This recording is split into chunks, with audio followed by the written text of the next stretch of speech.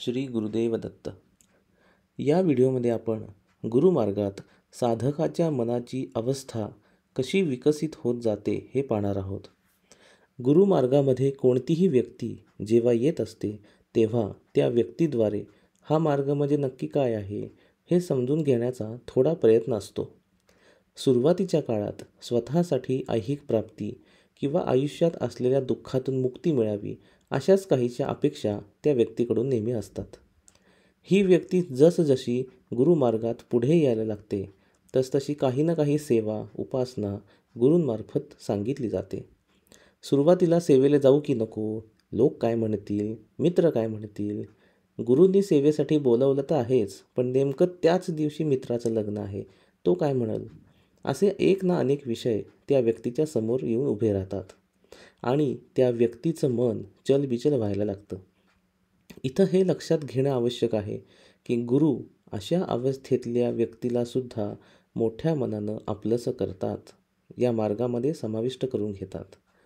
त्या व्यक्तीचा गुरुमार्गात जसजसा पुढं प्रवास व्हायला लागतो तसतसं मन हळूहळू घट्ट व्हायला लागतं, स्ट्रॉंग व्हायला लागतं.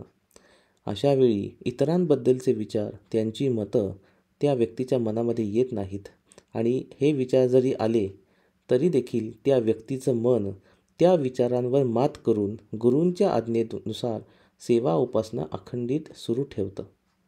काही काळानंतर त्या व्यक्तीला हे देखील कळायला लागतं की समोर येणारे विषय, अडथळे, प्रसंग हे आपली परीक्षा पाहण्यासाठीच आलेले आहेत, अशी जाणीव त्या व्यक्तीच्या मनाला व्हायला लागते.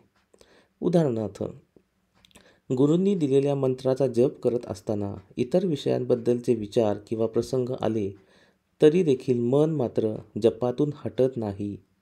मला गुरूंनी एवढं काही दिलेलं आहे, माझा इतका विकास करून घेतला आहे, या क्षुल्लक प्रसंगासाठी मी हे सगळं गमावू शकत नाही, हे आपलं मनच आपल्याला सांगायला लागतं.